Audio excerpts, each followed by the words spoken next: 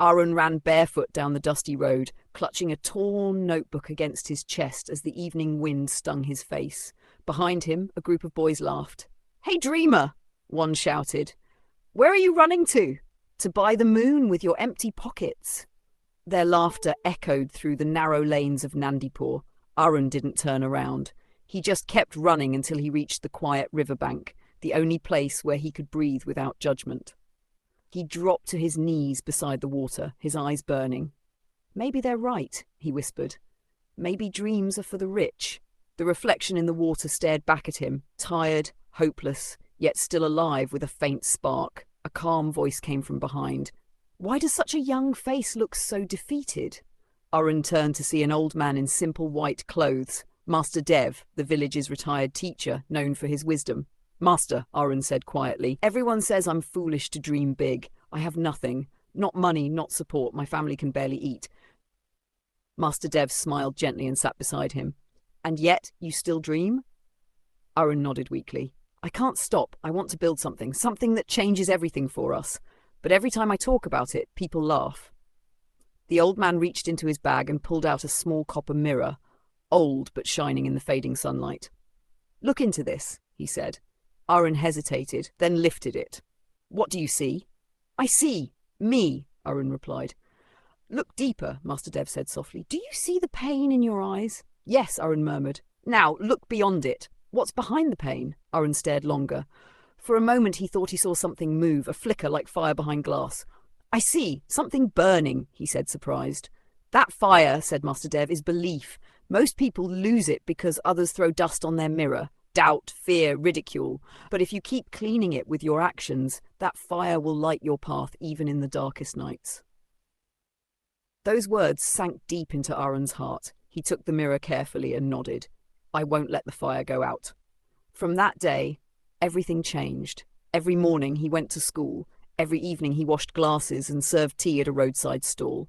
On weekends, he learned how to repair radios and mobile phones from a local mechanic.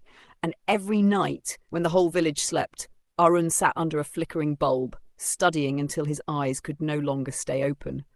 His stomach often growled from hunger, but he ignored it. His mirror stayed beside him, reminding him why he started. Sometimes he whispered to it, "I'll make it, I promise." But the road wasn't easy. His mother fell ill one monsoon and the family couldn't afford medicine. His father's crops dried up. There were days Arun thought about giving up. One night, in tears, he said, "Master Dev, maybe I was wrong. Maybe the world was right about me." The next morning, as he wiped tables at the tea stall, he remembered his teacher's words. "Keep cleaning the mirror with your actions." He clenched his fists and got back to work. Years passed. Arun's repair skills became known across Nandipur. He saved enough to rent a small shop, Arun Repairs.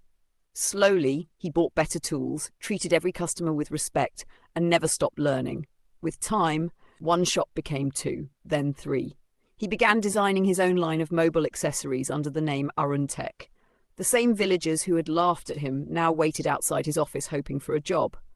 One of them, the boy who had once mocked him, said awkwardly, "Arun Bhai, can you teach me what you learned?" Arun smiled kindly. "Of course. Everyone deserves a start."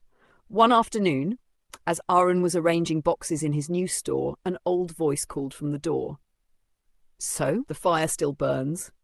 It was Master Dev. Arun rushed forward and touched his feet. "Guruji," he said, his voice thick with emotion, "it burns brighter than ever." Master Dev looked around, pride glinting in his eyes. "You see, my boy, the world tries to make poor children think small, but those who dare to think big rewrite their story.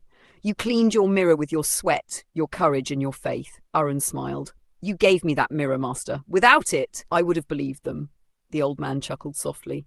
"The mirror was just glass. The fire was always inside you." As the evening sun painted the shop gold, Arun lifted the old mirror once more. His reflection smiled back, confident, steady, unstoppable. He turned to his young apprentices and said, "Remember this. Dreams aren't measured by what's in your pocket, but by what's in your heart. Protect that fire. Feed it every day. If you felt even a spark of that fire tonight, share this story with someone who needs hope. Don't forget to like this video, subscribe to the channel, and comment below with one dream you're not giving up on. Because maybe, just maybe, your next chapter begins today.